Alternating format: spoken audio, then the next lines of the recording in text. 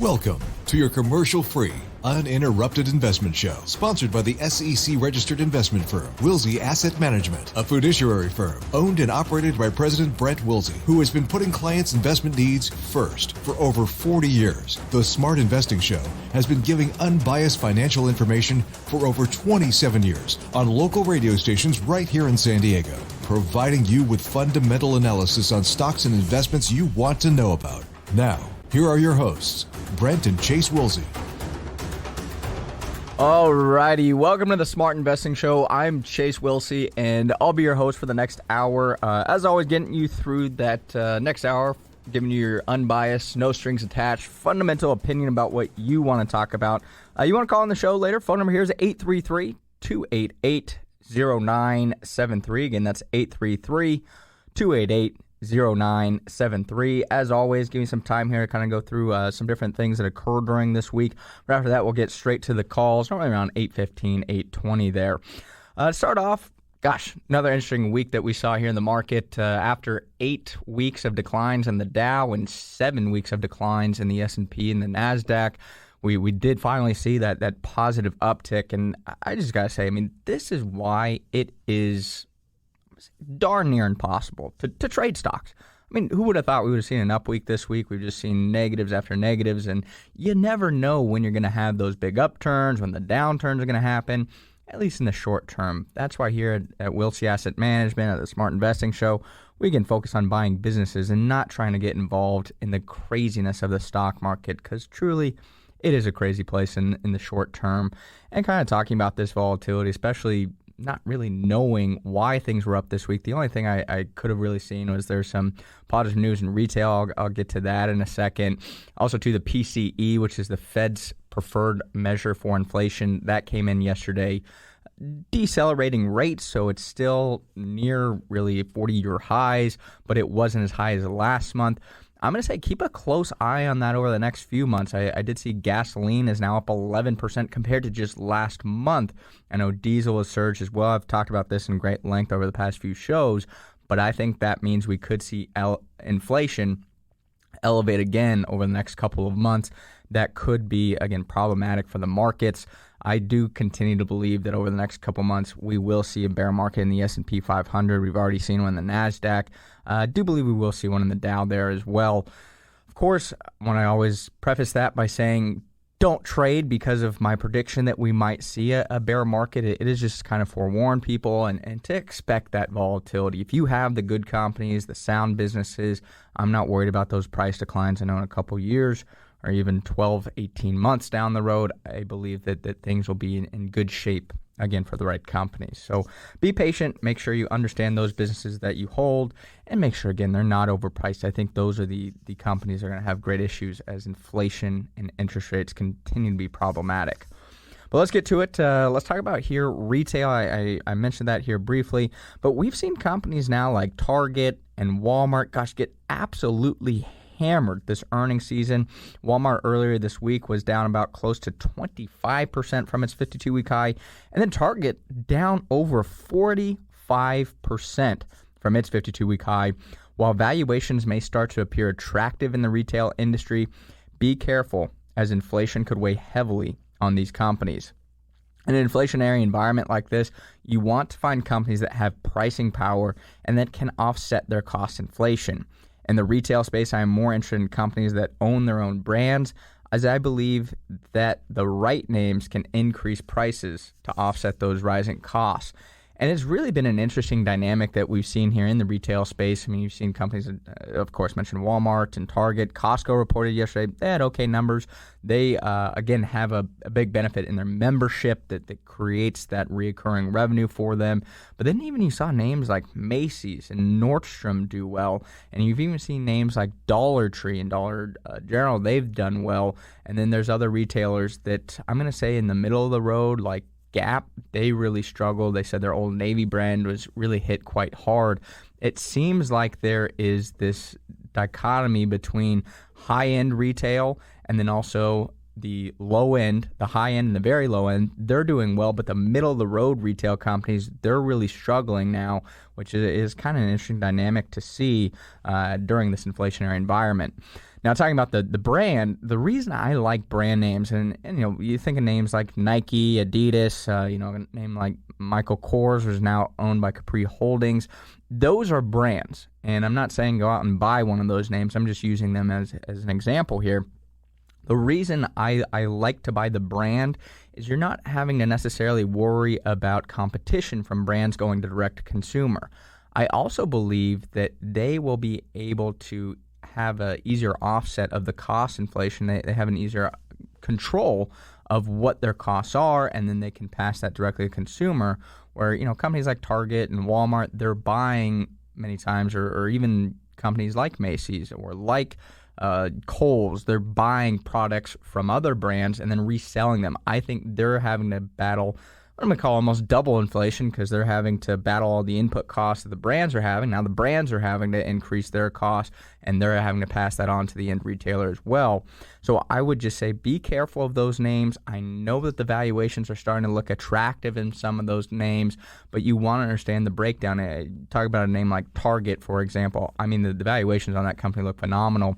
If you do want to kind of see a little bit more detail on what I'm talking about, I did do a YouTube video yesterday on our Smart Investing Show channel, again on YouTube there, breaking down the numbers on Target, seeing if it looks like a good buy.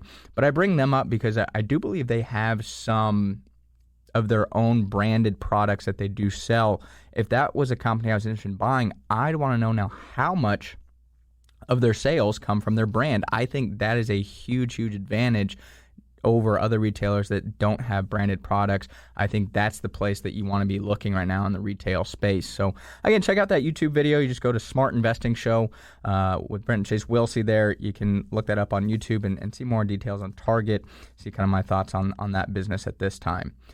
Next up here, let's talk about the real estate market. Gosh, another asset class that I'm going to say has done quite well, obviously, over the last year. But it does look like things are starting to slow down here.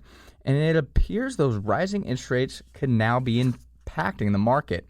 New home sales in the month of April fell 16.6% compared to March, and were down 26.9% from April 2021.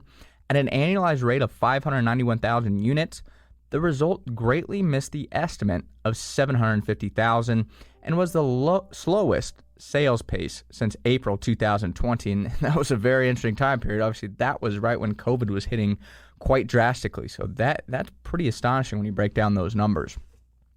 Now, while new home sales account for a smaller percentage of overall home sales, it is based on signed contracts in the month, which can be considered more up to date when comparing against closings. The slower sales pace resulted in a 9-month supply of newly built homes. A 6-month supply is generally considered a balanced market between buyers and sellers. One other major negative for builders is that they are starting to see an uptick in cancellation rates. This is just one indicator, but with affordability remaining difficult, I am still looking for a small pullback over the next 6 to 12 months, which could present some buying opportunities. I mean, kind of looking at some other numbers here too, talk about the new home sales. The existing home sales is a much larger market when you actually look at the economy here and people buying, selling homes. But existing home sales last month, they did decline 2.4% compared to March at a seasonally adjusted rate of 5.61 million units. And also sales were 5.9% lower than in April 2021, which was the slowest rate since June 2020. Now, this does represent closings during the month, so that's likely contracts that were signed in February and March when mortgage rates really started to rise. So it's going to be interesting to see next month how existing home sales did, because that'll now be based off of contracts that were signed in March and April likely. Now, the thing that continues to be the problem here is inventory. At the end of April, it stood at just 1.03 million homes for sale, which was down 10.4% from April 2021. And at the current sales pace, that represents a 2.2-month supply. So there's still a lack of supply in the real estate market, which is why you continue to see housing prices remain elevated, in my opinion. I think the demand side of the equation is really starting to slow down. Is the supply side of the equation going to become more balanced? That's what could cause prices to decline somewhat. Now, also, too, kind of looking at the dynamic of who is buying homes right now, all cash sales remained high at about 25% of all sales. Also, too, investors made up 17% of sales, and first-time homebuyers made up just 28%. Historically, that first-time home buyer generally makes up about 40% of the market. So that is something to be cognizant of. I continue to believe as well that decline in the first-time home buyer is a big negative for the housing market. Some reasons for that, I hate to say it, but I think they're a little bit more emotional many times with the home buying process, where investors, at least they should be, looking at what their return on investment is going to be, their cash flow, how long is it going to take to break even on that investment and so forth.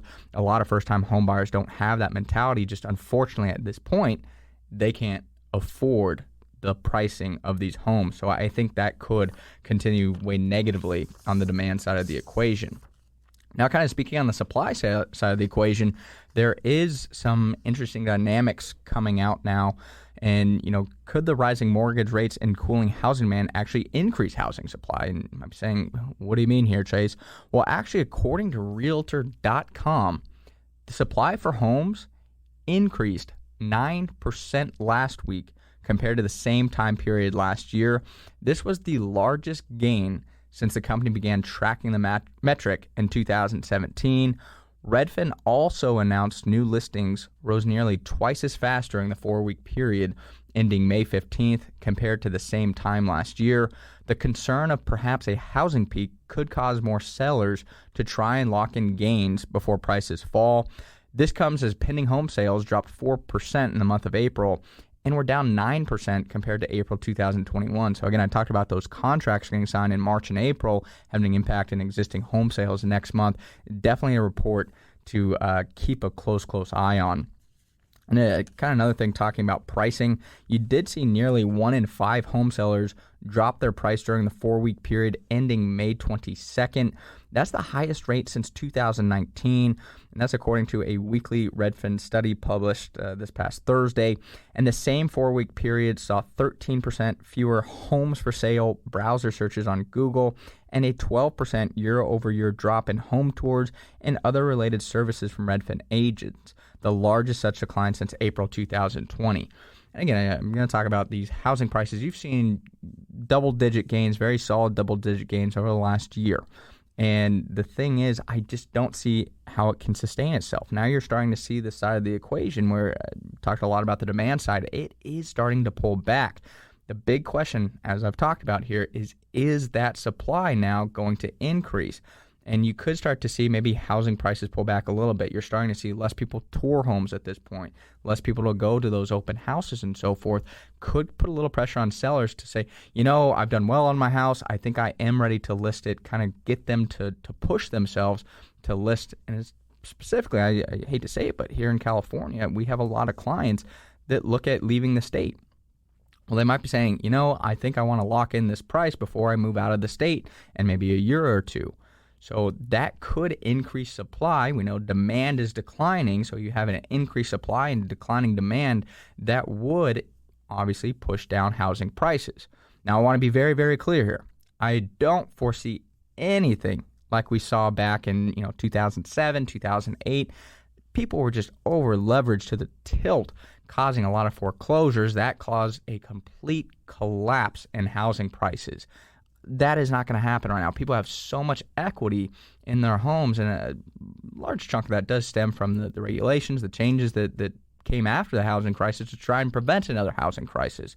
So what I am looking for is perhaps maybe a 5 to 10% pullback. Don't think that you're going to see a 30% pullback in housing prices, because then people just aren't going to sell their homes. That'd be a silly thing for them to do. But 5 to 10% in that range, they've still done well. They've still had good price appreciation. They've probably still likely made good money. But that, I think, would create a more healthy environment in the real estate market. And again, it could really present some good buying opportunities for first-time home buyers, for investors. So I think a 5 to 10% pullback in the housing market could be a very healthy dynamic for, again, the real estate market here, especially as the interest rates continue to rise. That's put even more pressure on affordability, which was even a big problem before interest rates went up on that 30-year mortgage. So keep a close eye on it. A lot of people think we're anti-real estate. We're not anti-real estate. We just are big on looking at the numbers and trying to understand them, making sure we're making good investments, whether it's real estate, whether it's stocks, whether it's real estate investment trust. Always want to look at the investments, make sure you're getting good value there. So housing market, those are my opinions there at this point. Going to be interesting to see how it all shakes out here over the coming months. Moving on to another favorite topic of ours, being facetious, of course, talking about cryptocurrency. Talk about this a little bit more as of late, but going to focus more on the tax side of the equation. In a recent study, it was estimated that the IRS may be missing out on more than $50 billion per year from crypto traders not paying their taxes. Barclays said they believe the gap is likely much larger than that. Although crypto traders may believe since their trades are anonymous they will be protected, I would warn there are other ways the IRS can find discrepancies in your tax return. Again, they want their money. They'll find ways to make sure you're paying your fair share in taxes there. Now, when doing your taxes, you may have noticed on your 1040 forms the question, at any time during 2021, did you receive, sell, exchange, or otherwise dispose of any financial interest in any virtual currency? This must be answered under penalty or perjury. If you lie and say no, this is a very, very dangerous path to go down. If you say yes and don't report any gains, this could trigger a red flag to the IRS. After filing, you may believe you got away with not paying taxes, but if you look at the IRS website, they can go back several years. Generally, the IRS can include returns filed within the last 3 years in an audit, but if they identify a substantial error, they may add additional years. They say they usually don't go back more than the last 6 years, but they said usually. So if they identify some very negligent actions there, I don't know how far they would go back. I don't know what the longest is on history here, but it sounds like they could go back even further than that 6-year period. So you got to be very, very careful. And to me, if you made gains in crypto, congratulations. But I believe it would be extremely foolish to lie about what you owe in taxes. And kind of talking about some things they'll see. I mean, if you have an infusion of cash, I mean, you almost have to wash that money, so to speak, like you're laundering money. You got to be very careful. I mean, the IRS can see different things coming in and out of your bank account during that audit, and they see this huge infusion of cash. All of a sudden, where did that come from? That's a huge red flag. So make sure you're not doing anything deceitful here. It could just be very catastrophic, especially if you have penalties that accrue over time. The IRS penalties are quite hefty, and all of a sudden you could really wipe out all those gains that you had in crypto with taxes and penalties down the line if you aren't smart about it. So that's my 2 cents there on taxes. I always, as much as we all hate to pay taxes, you don't want to get in trouble there. You want to make sure that you're doing the right things when it comes to the IRS and avoiding any potential penalties, as I mentioned. With that, we will open the phone lines here, so you want to give us a call at 833-288-0973. Again, that's 833-288-0973. Happy to start taking those calls there. But I did mention last week, if you did want to send us an email, you want to give us a note on our website, send us a message on social media.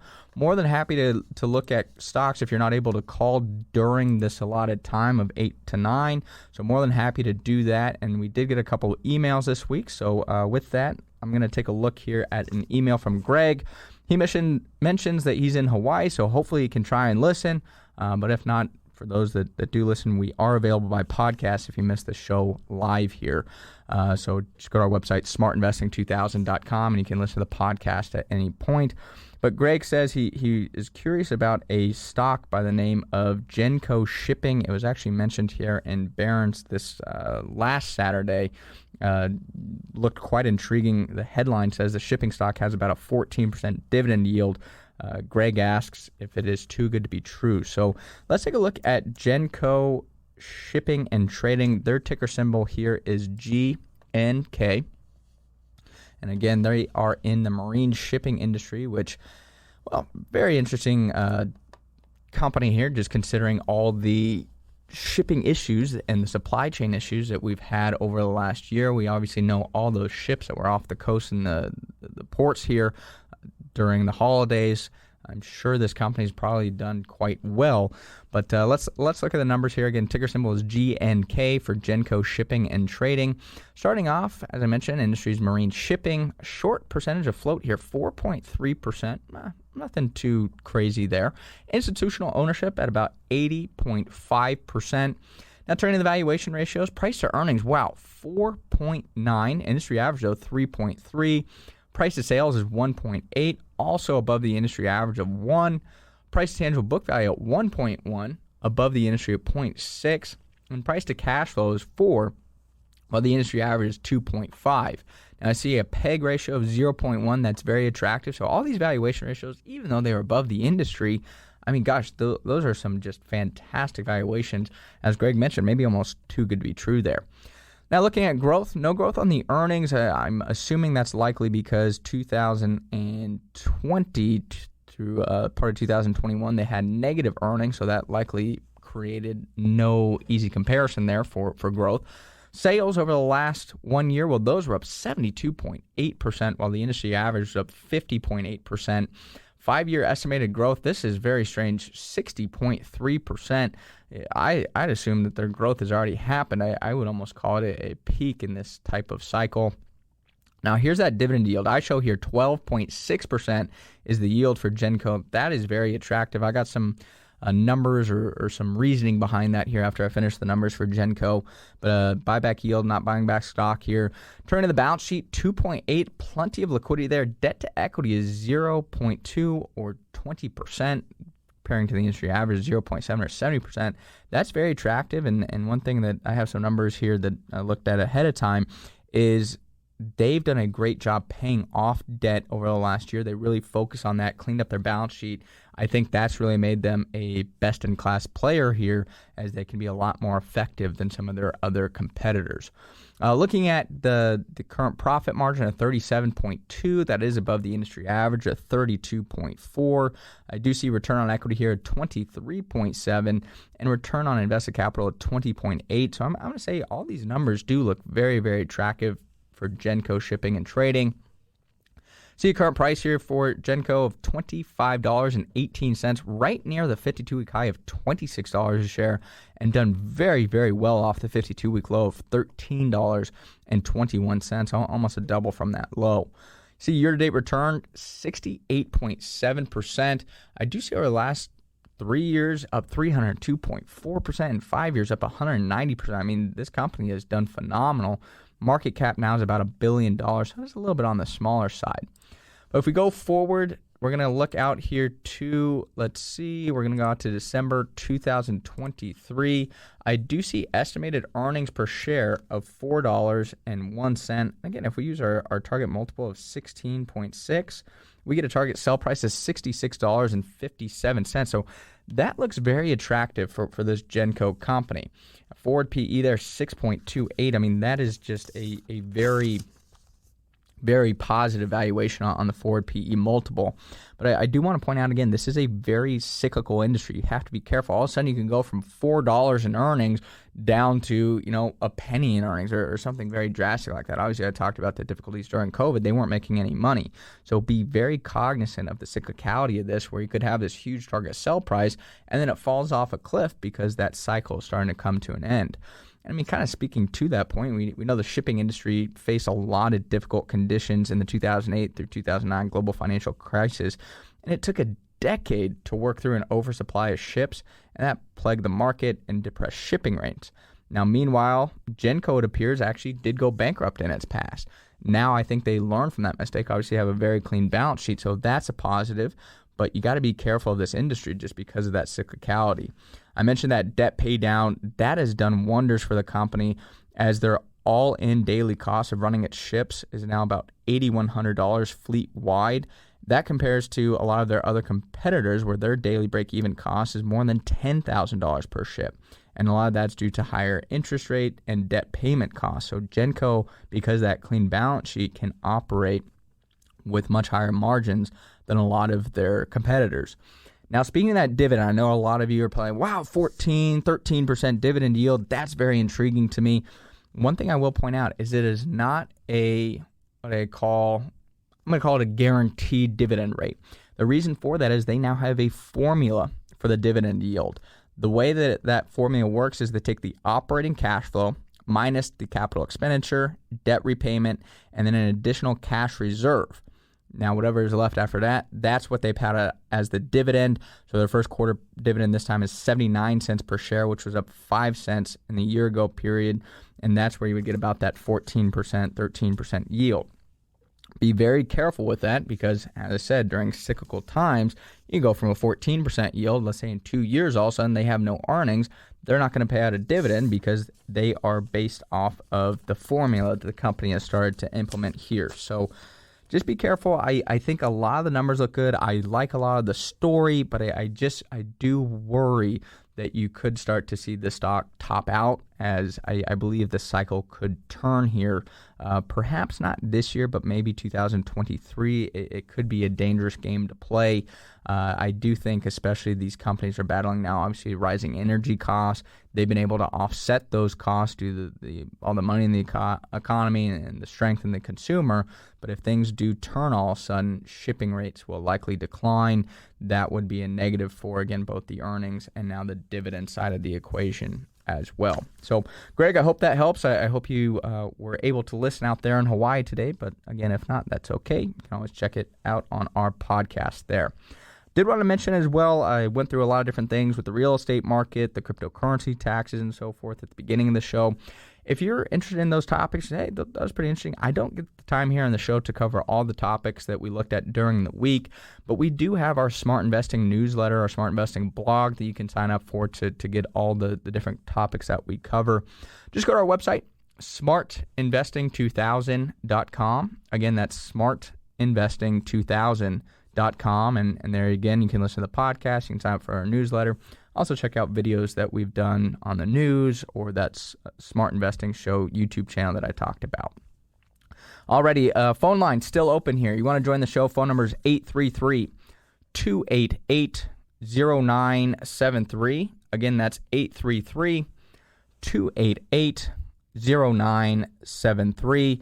As I mentioned, I did get a few different emails here. So next email I got was from Zach. It says, hello, Chase. I've been listening to your radio show for a few years now, and I have learned a lot from my mistakes thanks to you and Brent giving sound advice and great insight. Last Saturday, you said we listeners could email you with a question about a stock, so here we go. If you have downtime on one of your Saturdays, it's Memorial Day weekend, so maybe people are sleeping in here, not ready to call in.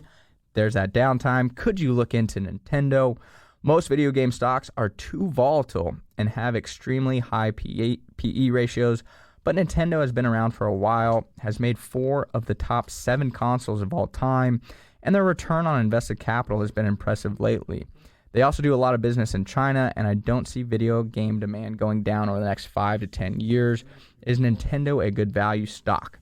Let's take a look here again at that company, Nintendo. I do know there's been a lot of, what do I call it, interesting dynamics in the gaming space. We know that Activision Blizzard is part of that deal with Microsoft to get acquired.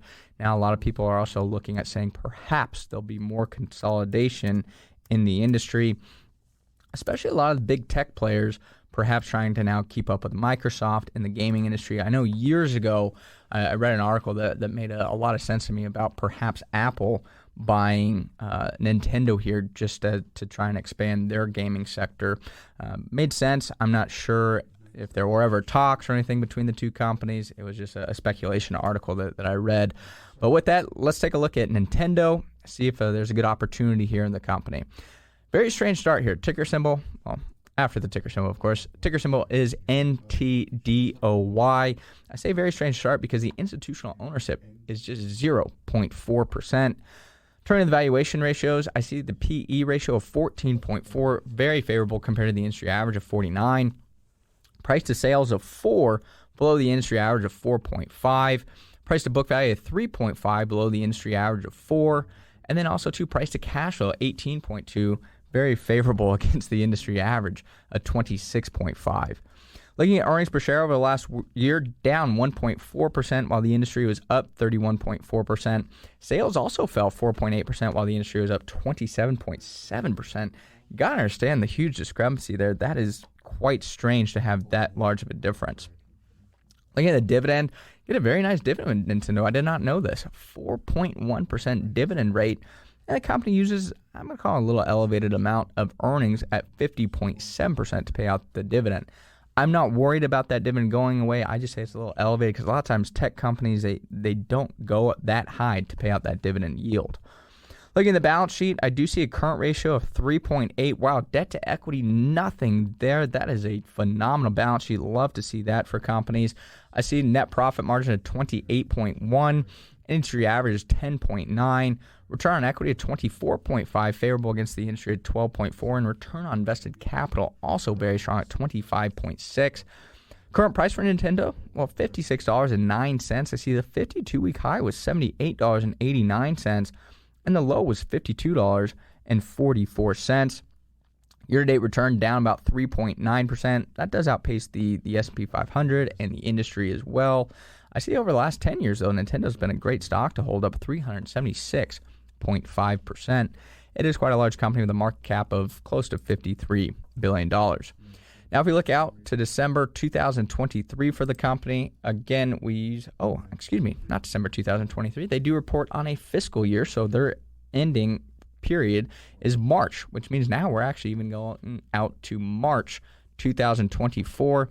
Unfortunately, it doesn't look like I have any earnings here for Nintendo. Let me just compare here. Looks like there is no estimated earnings. That's unfortunate, as the numbers look very, very good for the company up until that point. So with that, Zach, I wish I had a clearer answer for you, as I was getting quite excited about it. But no estimated earnings, can't provide a target sell price, which really leaves you on your own trying to formulate a earnings growth and earnings numbers for the next year, 2 years, 3 years. I'd say be very careful of a company that doesn't have this type of analyst following. And again, I talked about the institutional ownership. Maybe that's a big problem with it. So, Zach, I wish I had a better answer for you, but kind of on your own with valuing Nintendo stock here. A lot of positives. One thing I will say, too, be careful of it. It is not a U.S. company. We like U.S. companies here as we trust the GAAP accounting. But I hope I pointed you in the right direction somewhat there with the Nintendo stock, just looking to see if there was any positives. I do see that we have a lot of callers calling in now, so I'm glad we have a little bit more action there on the phone lines. So be patient with us if you do see hold or something's occurring with the phone lines there. We are pretty loaded. But with that, I do want to go out to Milt. I believe he was the first caller here, and talk to Milt in Bonita. Good morning, Milt. You're on the Smart Investing Show. How can I help you this morning? Good morning, and thank you guys for being there. We really appreciate all the good information you give out. So the stock I'm interested in is MPW, which is Medical Properties. Oh, real estate investment trust. Yes. Do you hold medical properties, or you look? I do. Yes, I do. Okay. Well, let's take a look at Medical Properties REITs here, or Medical Properties Trust. They are in the healthcare facilities industry. That, as you mentioned, they are a real estate investment trust. Very strange here. Short percentage of float is 8.5%. I do know they had a note here recently from a short firm, I believe the name was Hedgeye, talking about shorting the stock, shorting the REIT. If I was looking at buying this or holding this, I would want to look at that report, understand what the potential negatives are for this company, as 8.5% short is a little higher than I'd like to see normally. Could be a positive, though, if they have to uncover those shorts, could provide an elevated boost to the stock. Do see institutional ownerships at 83.5%. Now, turning to the valuations, the price to earnings multiple is 9.9, compares favorably against the industry average of 30.9. Price to sales is 7, a little higher than the industry average of 5.9. That could be dependent on how different REITs structure their rents, though. Some have a triple net lease. I know that's what MPW does, where their sales aren't as high, but their expenses are lower than some of the other REITs. So I always want to understand the structure of how the REITs do charge rents. Looking at the price to tangible book value, wow, 1.3 below the industry average of 13.1. I think that's a very, very strong price to tangible book value, because that's all the real estate that they have in the portfolio. Not to mention, that's not necessarily even the fair market value of the real estate, as they've depreciated some of that real estate in the portfolio. If they had to liquidate their entire portfolio, I think you could even get more, and it appeared that price to tangible book value would be even stronger. Price to cash flow is 13.8, below the industry average at 18.8. So for the most part, I'm quite excited about those valuation ratios. And I see a PEG ratio of 1.4. Earnings per share over the last 1 year, wow, up 100%. Curious if they sold any properties or something along those lines to really elevate those earnings. I do see sales over the last 1 year up 20.8%, another strong number, slightly below the industry average, 22.1, but I'm still okay with that. And then also looking at dividend yield. A lot of REITs, that's why people like to invest in them, is the dividends that they pay, and medical properties now pays a 6.2% yield. That's very attractive. Do see that they've increased that dividend over the last year by 3.6%. And they've averaged over the last 5 years an increase of 3.9%. So I like to see REITs when they do increase those dividends over time. Looking at the balance sheet, current ratio is 1.7, plenty of liquidity there. Debt to equity, 120%. Not too worried about that. It's starting to go a little bit high, but for a real estate investment trust, I'm okay with that level. I do see a net margin of 70.6%, very strong there.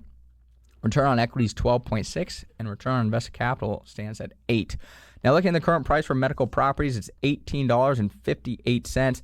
52-week high, well, that's $24.13. And the 52-week low, well, $17.38. So year-to-date stocks down about 20%. Again, I believe a lot of that stems from that negative report that came out from the company there. I think, again, Hedgeye on the short side of it. But again, if these numbers look good on a company like this, it could be a positive rather than a negative. Now, looking forward for medical properties, again, we go out to December 2023 now. We're looking at FFO. And again, we look at FFO rather than earnings because a lot of these real estate investment trusts, they have a lot of depreciation, which is a non-cash expense. That's going to weigh quite heavily on earnings. I'd rather look at FFO, which is a stronger stand, in my opinion, for the real estate investment trust industry or sector. So we see now for December 2023, the estimated FFO of $1.91 would give us a target sell price here of $31.71. So that's quite favorable. There's a lot here I like about MPW here, Milt. I like the industry that they operate in, as I don't believe healthcare facilities are going anywhere in the acute center and hospitals, things like that. So I like that industry. I like the dividend. Their balance sheet looks good. Valuations are strong. Obviously, you have to recommend do your own research and look at it further, but I definitely think it's pointing in a good direction for you here. Okay, yeah, that's great. I was looking at it, and like yesterday it didn't go up. The market was up big time, and of course in the last few days, and MPW is just kind of sitting there right at this point in time. Yep. So I'm waiting for it to take off here. Yeah, and I do think it's going to move a little bit slower, in my opinion. A lot of times REITs don't pop as much as other stocks. I mean, it's not going to be like a tech stock or anything like that. But again, you get that 6% yield. Let's say it appreciates at 4% per year. It doesn't sound like a whole lot, but oh gosh, all of a sudden that's a 10% return there. That's the way I look at a lot of companies like this, is just, steady, consistent price appreciation with good dividends. That's what I'm looking for, not necessarily big pops. I know it is down year to date. I do think it could recover throughout the rest of the year, but I don't think you'll see big price swings in it on given days. Yeah, well, it's always good to have something stable in your portfolio, so you don't ride the waves up and ride the waves down. You get a stable income and a stable stock. That's a good thing. Yep. And if you can get it at a discount like it is now, I think that might be a benefit. I would agree there, Milt. I thank you very much for your help. God bless you. Have a good day. Bye-bye. Thank you. You too. Have a good one. All righty. Well, with that, let's get right back to another call here. I do see Harrison holding, but we'll get right to Harrison, our financial planner, after we go to Art in San Diego. Hey there, Art. You're on the Smart Investing Show. How can we help you this morning? Hey, good morning, Chase. I'm doing good. Thank you. Of course. I'm calling you from Palm Springs today, even though I'm from San Diego. How's the weather out there? It's beautiful. Yeah. Nice sunny morning. So I know, it's kind of surprising we got a little rain here today, but anyways. Oh, I'm sorry I missed that. I know. Yeah, bummer. But anyways, let's get to what you want to talk about here. Yeah, sorry. I'm looking to talk about VFC. I've been tracking it for a while. It's come down quite a bit, and I'm thinking it might be a good time to buy some.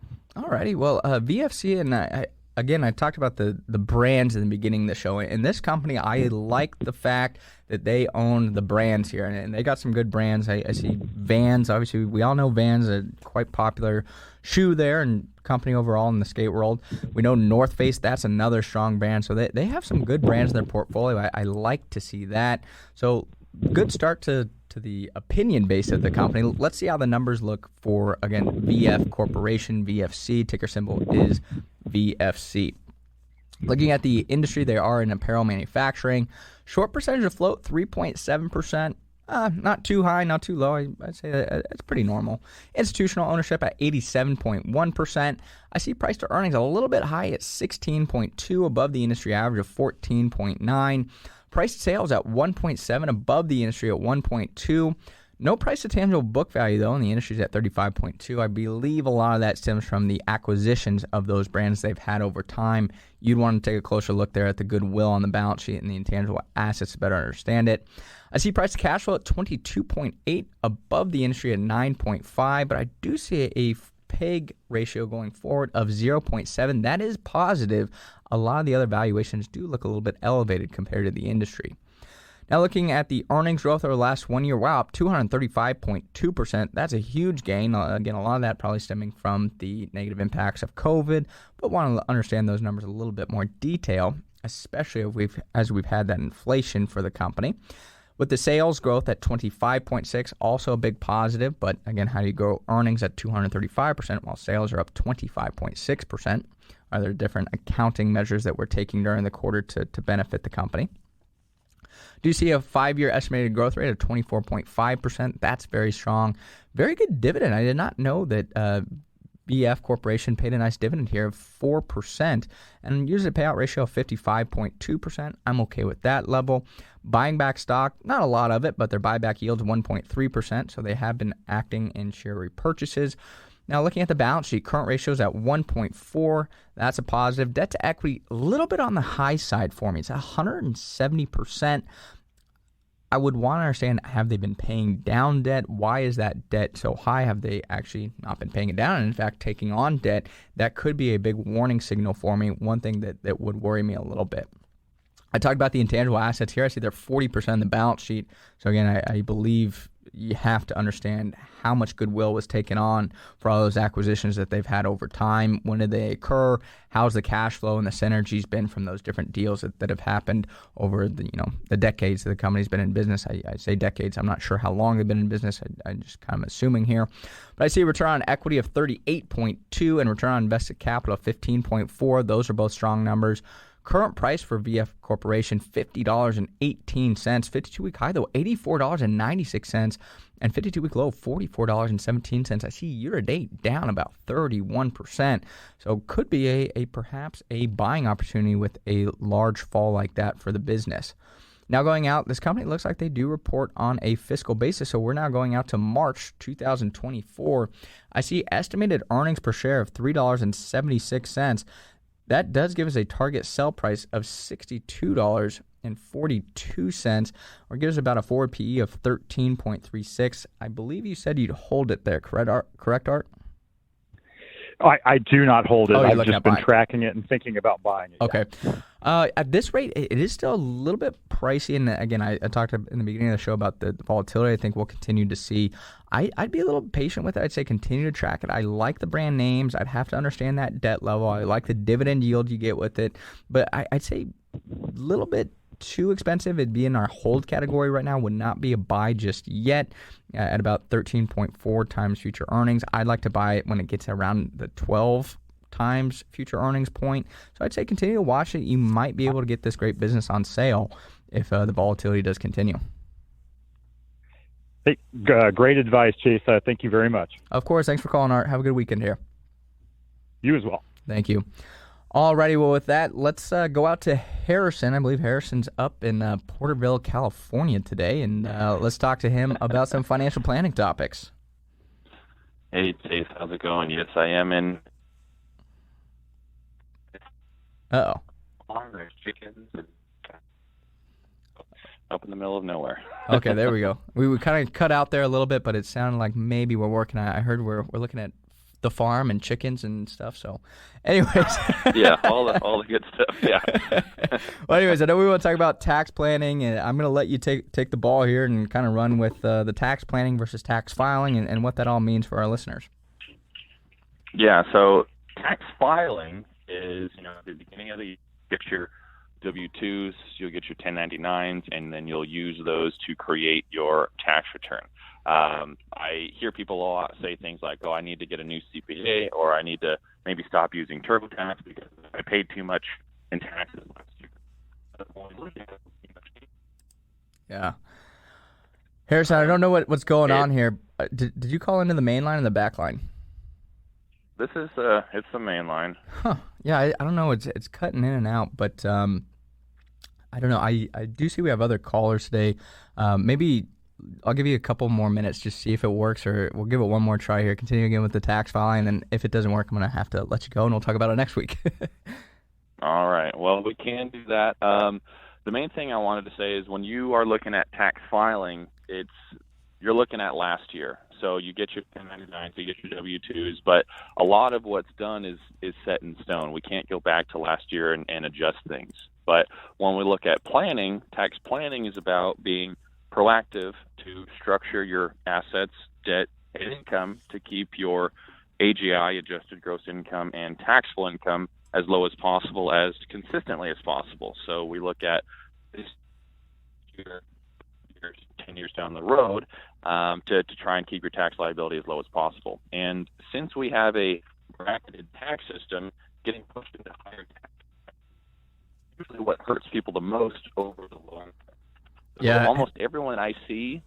Harrison, I'm gonna say let's save the topic for next week. I know there's a lot of good information there, and it's cutting in and out. So I don't want to have our viewers, or not our viewers, but our listeners kind of miss out on the advice you're giving. I don't know what happened. I know we resolved that issue as an issue a couple months ago, but we got it fixed. But Harrison, I'm going to say have a good weekend here. Have a good 3-day weekend, and I'll see you in the office on Tuesday. And then we'll get back to tax filing versus tax planning again next week. Great topic. Harrison does a great job of the tax planning side of things. That's what one of his roles as a financial planner. I really want to make sure we can cover that topic in an efficient manner. So with that, we're going to drop Harrison. He'll be back on the show next Saturday. But let's go out to our next caller here. Jairus. Looks like Jairus is up in Big Bear today. Jairus, how we doing? Oh, doing all right, Chase. Just roughing it up over here in Big Bear. But you know what I'm wanting to ask about? The company called AEO. Mm-hmm. That's because I'm seeing a lot of people out here. They're in outdoor gear and they're on bikes, and I'm thinking, maybe this might be a good company to look at. See what you think. Yeah, so definitely always a good place to start is kind of, I'm going to call it your personal research there, just looking at what's going on around you. So always an interesting place to start with the research. Let's take a look at American Eagle. I'm on a business trip. Yeah, and make sure you write that off. No, I can't give tax advice here, so that was not tax advice. No, absolutely not. We're just talking to Harrison, so we'll have to talk to him about that. Exactly. But let's take a look at American Eagle Outfitters. Their ticker symbol is AEO. Very strange here. Gosh, we know they're an apparel company, but short percentage of float. Wow, 38.4%. That is a huge short ratio. What that tells me, though, is if those shorts get uncovered, this stock could just go through the roof as those shorts get called or uncovered there, sending the stock price higher. So I don't necessarily like to see that high of a short, but it could create, again, a lot of volatility to the upside sometimes with different businesses. Looking at the valuation ratios, wow, current price to earnings for the business, 6.5, well below the industry average of 21.6. Price to sales at 0.5, below the industry at 1.5. Price to tangible book value at 2.1. Also below the industry average of 15.1, and price to cash flow at 8.9. Again, very strong as the industry average is 15.7. I see a PEG ratio going forward of 0.9. That's very attractive. The earnings growth over the last 1 year, wow, 174%, well above the industry average of 74%. I do see sales climbed 18% while the industry was up 24%. I think that's the first negative I've seen so far here. Then I do see a 5-year estimated growth rate of 8.4%. Again, another positive. Gosh, dividend yield, 5.5%, very attractive on the income side of things, and a payout ratio just 27.1%. I do see the balance sheet current ratio at 1.7. That does give me plenty of liquidity there. And a debt to equity of 130%. Again, a little bit high. I'm okay with that. I want to understand what's going on with the debt picture, but it is starting to kind of brush up against that warning sign there for me. I do see days inventory. That's an important signal for our retailers. You want to make sure they don't have too much inventory. That's at 66.7. That's below the industry average of 95.9. So that's a positive. Day sales outstanding. They're collecting on their receivables. That's 8.9, while the industry's higher at 11.1. So a net, they're positive. I see a net margin at 8.4%, above the industry at 7.6%. Return on equity is at 29.5%, and return on invested capital is at 13.7%. I do see the current price of $13.09. Wow, well off the 52-week high of $38.99, and the low is $11.61. See, year to date, the stock's down about 48%, so a big pullback in the stock here. But going forward, if I go out to January 2024, they do report on a fiscal year rather than a calendar year. I see estimated earnings per share of $1.94. That would give us a target sell price here of $32.20. So I believe that was actually right close to that high that the company had. Actually, it's below the high the company had. So definitely a possible rate to kind of return to, especially given these strong valuations. I do believe these numbers I just covered aren't their most recent. I think they reported this last week. And I talked to what was that, Jairus? Just agreeing with you. Okay, perfect. Yeah, I thought I saw them in the news there. I think they got hit quite hard. And one thing that the retailers have been talking about is, again, this dichotomy between kind of the high end versus the middle end, and the low end's doing well as well. And especially kind of the return from COVID. Like Macy's, I know they pointed out things that have been hot have been, suits, makeup, travel luggage. Not necessarily in American Eagle's case. I believe they are, I want to say the second largest denim producer. I think Levi's may be the first. Don't quote me on that, but I know they are a large denim jean producer. And it seems like a lot of people now are kind of focusing on their wardrobe and making sure that they're getting that back to work outfit. So I'm not quite sure how American Eagle would play in that aspect. But what I can tell you is the valuations look good. The company looks good from an overall standpoint. I would just want to understand what is going on with the business side of the equation. How are they kind of looking at the current retailer environment, and how is that going to evolve here over the next couple of years? Because, again, this could be a great opportunity to get a business that could capitalize on a changing retail environment maybe 2-3 years from now. Right. Okay, that's what I was thinking. So we're going to do a little more research. Real quick, want to give a shout-out to Dad. Glad you're giving him some time off, and but you're holding your own, so you're doing all right. The Smart Investing Show there, Chase. And one more thing, shout out for this Memorial Day to all the families that gave their loved ones, so we can be free and do what we want to do. And just thank you for all the work you guys do there at Wellsea. Appreciate it very much. Thank you, Jairus, and thanks for that shout out there. Great points there, and you have a wonderful Memorial Day weekend here up in Big Bear. Okay, we'll catch up with you soon. All right, that sounds great, Jairus. Alrighty, 8:52 here, about 8:53. So I'm going to try and squeeze in one last call. I'm going to go out to Phil. I know he wants to talk about Boeing. So, Phil, how are we doing this morning? Hey, great, Chase. How you doing? Good. Hey, I wanted to throw in one comment to get your opinion on it and talk about Boeing. Of course. I know you guys do a lot of year-over-year sales look. Mm-hmm. And sometimes, I guess the comment I want to hear is, I think now that could be a deceptive number in the sense that with super high inflation, companies are raising their prices. And I think a better metric to look at would be volume or unit sales from a year-over-year perspective, because I think everyone is going to report higher sales only because the prices that they're selling it at are like significantly higher than they were a year ago. So I'm curious on your comment on that. Mm-hmm. And then with respect to Boeing, they completely fell off my radar. And when I looked at them last week, they were in the 120 range, which is significantly lower than what I saw like at the beginning of the year when they were close to 200. Yeah. I know they're a little bit of the antithesis of what you guys look at, but I think what's always intrigued me with them is competition from like a barriers of entry perspective. Yeah. I picked up a little bit last week, about maybe 2% of my portfolio, and I'm curious on your opinion from a long-term perspective. Of course. So I'll start with the sales comment real quick. I mean, obviously, yes, things are, I'm going to say, even more interesting because of the COVID dynamic. I mean, you're going to see huge sales fluctuations just because of the way the economy has shifted so much. It's always still important to look at it, but again, you got to understand the number. That's a great point with the inflationary side of things. But I will say there's other points where, you know, we have a high-end retailer in the portfolio where they've intentionally reduced their SKU count to try and drive higher margins. So part of the pricing comes from inflation.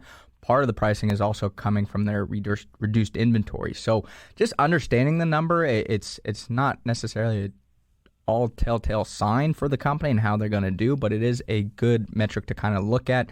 But with all the numbers, you got to understand that number. So I do want to get into Boeing real quick. Hope that was helpful. I got a couple minutes here. So Boeing, let's see, ticker symbol is BA. We know that they're aerospace and defense industry. I do see institutional ownership at 55%, a little low. Tells me a lot of retail investors are in there, which can create a little bit more, I'm going to say, volatility, as they can be more fickle than institutional owners.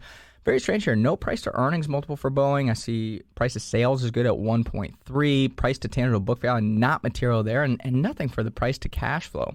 I don't see any earnings growth, as earnings don't appear to be relevant at this point. Sales was up 8.1%, while the industry was up 1.5%. I do see nothing for the dividend yield as well. That is strange. I thought they did pay a dividend. Current ratio 1.3. That's good in terms of liquidity. Debt to equity, not material there. Tells me the company has, again, no equity. That's concerning. We want to understand that debt level for the business. I see a net margin. Here you go, negative 8%. So that does tell me, again, there's no profits at this point. Return on equity at 31.7%. That is positive. But I'm kind of surprised on that, as I didn't think the company had equity. So some strange numbers here I'd have to look at a little bit closer, just considering there was no debt to equity, but a positive return on equity. That's strange to me. Current price for Boeing, $132.23. Wow, I agree here. Current 52-week high was $258.40, and the low was $117.08. Year-to-date, down 34%. Looking forward to December 2023, I do see estimated earnings of $5.89. Does give us a target sale price still of $97.77. So I'm a little disappointed by that. I do see earnings are really estimated to accelerate, I'm going to say, around mid-decade. But I still can't justify buying it at these levels just based off of our discipline. So I say still be cautious with it. I know the CEO, I didn't really like some of the actions he took during COVID. I thought it really diluted a lot of the share counts, kind of hurt their balance sheet and so forth. But great company in terms, I want them to do well because, you know, they are really the big player here. It's them and Airbus, and Airbus is not a U.S. company. So I like them from that standpoint. I want them to succeed. I want to like it, but still I can't justify it based off the numbers at this point, unfortunately, Phil. All right, Chase, hey, great job as usual, and have a good weekend. Thank you. You too, Phil. Alrighty, well, that about wraps up the show here. I know we're going to get that closing bell in just a couple seconds, but just want to, echo what Jair said earlier. I hope everyone, all the listeners, have a great Memorial Day weekend. If you're listening to the show on podcast next week, I hope you had a great Memorial Day weekend, and do want to thank all our veterans for their service. Wouldn't be able to do the Smart Investing Show, wouldn't be able to have the type of lives that we do without the people that do support our country. So thank you to all our U.S. veterans and for what you do out there. Again, I hope you enjoyed the Smart Investing Show here. If you did find it informative, there are different tools that we have. I talked about the Smart Investing blog. I talked about, again, that podcast if you missed parts of the show. Also, too, talked about the YouTube channel. Go to YouTube, type in the Smart Investing Show with Brent and Chase Wilsey. We cover a lot of different things there. Our news segments from KUSI and Fox 5 are listed there. And also, too, we do have our Smart Investing stock analysis. But thank you again for listening to the show, the Smart Investing Show. It is for informational purposes only and should not be used as investment advice. If you would like to discuss in more detail your investment needs or have other investment questions, feel free to call myself, Chase Wilsey, or Brent Wilsey at 858-546-4306. Again, that's 858-546-4306. Please visit again our website at smartinvesting2000.com. That's smartinvesting2000.com. And for daily educational information along with investment tips, go to our Facebook group, Smart Investing with Brent and Chase Wilsey. Have a wonderful Memorial Day weekend. We'll be here next Saturday, and we'll talk to you then.